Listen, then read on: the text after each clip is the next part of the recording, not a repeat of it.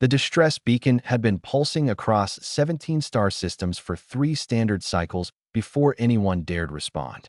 The Korvathi Collective, a peaceful trading consortium of 4 species, had sent the signal in desperation. Their mining colony on Theta 7 was under siege by the Vrexian marauders, and their meager defense forces were crumbling. When the response finally came, the Korvathi weren't sure whether to feel relieved or terrified. It came from Earth, the infamous death world that galactic society whispered about in hushed tones. Alana Chen stood on the bridge of the UNSC Vindication, her dark eyes scanning the tactical display with the cold precision of someone who had seen too many battles. As the ship's combat coordinator, she had orchestrated victories across 3 sectors, earning both respect and fear from allies and enemies alike. Her reputation preceded her. They called her the Reaper's daughter, after she'd single-handedly held a breach point against 40 hostiles while her squad evacuated civilians. "Ma'am, we're approaching Theta 7. Vrexian cruisers detected.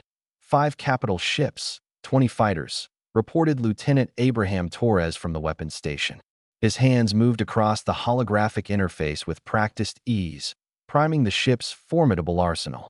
Abraham was built like the wrestlers of ancient Earth, broad-shouldered and powerful, but it was his mind that made him truly dangerous. He could calculate trajectories and weaknesses faster than most AIs. Alana nodded, her expression unchanging. "Standard Vrexian formation. They're expecting the Korvathi to fold.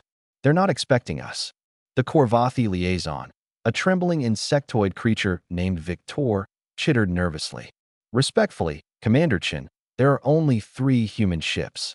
"The Vrexians have numbers," Alana interrupted softly. "They have numbers. We have something better." Abraham allowed himself a grim smile. "We have spite."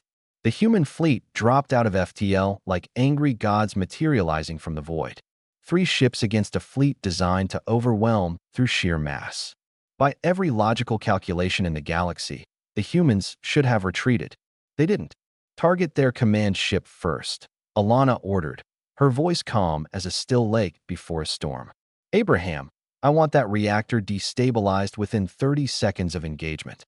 20 seconds, Abraham corrected, his fingers dancing across controls. "I'm feeling motivated today."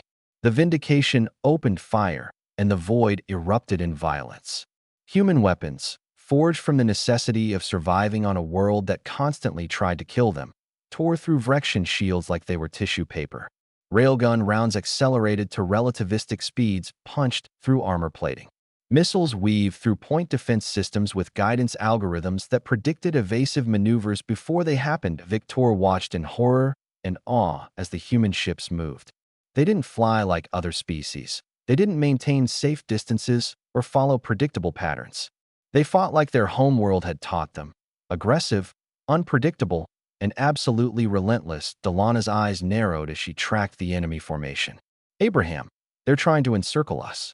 Transfer auxiliary power to forward shields and prepare for ramming speed." The Korvathi liaison made a sound like breaking glass. "Ramming speed? That's suicide. Only if you die," Alana replied without taking her eyes off the display.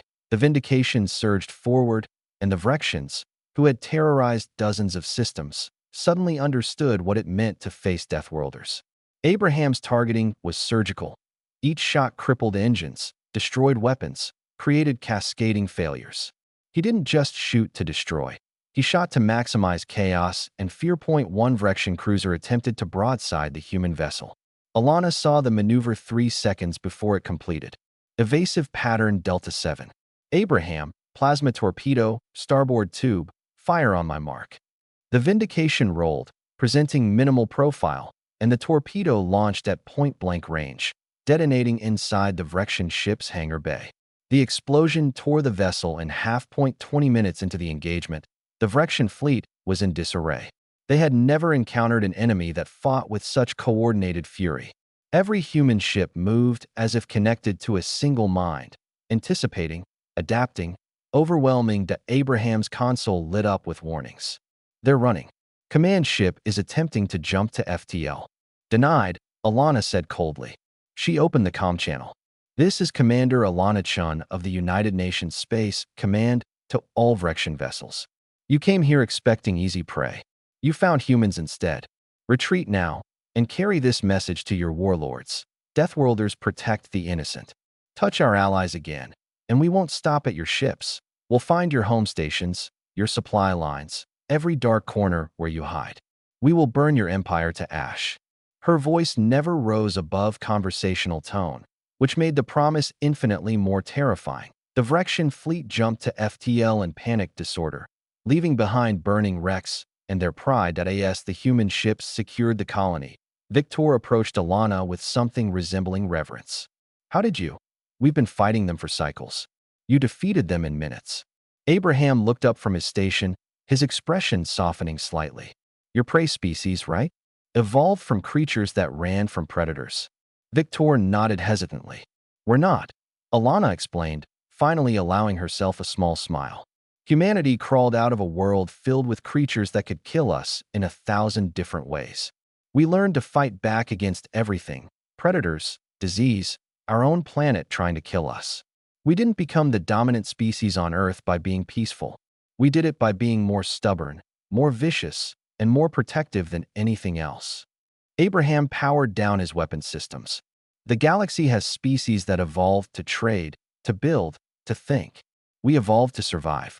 And we're really, really good at it. But why help us? Victor asked. What do you gain? Alana's expression hardened with conviction. Because bullies don't stop until someone stops them. Because strength without purpose is just violence.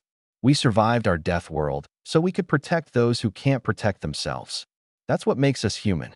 As the Vindication set course for the next distress call, Abraham glanced at Alana.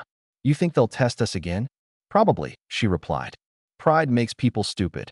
Good, Abraham said with a predatory grin. I was just getting warmed up. The Korvathi watched the human ships depart, and across the colony, a new understanding spread. The galaxy had been terrorized by the strong for too long. But now, the Deathworlders had arrived, carrying the wrath of 1,000 generations who had refused to die quietly, and they were taking names.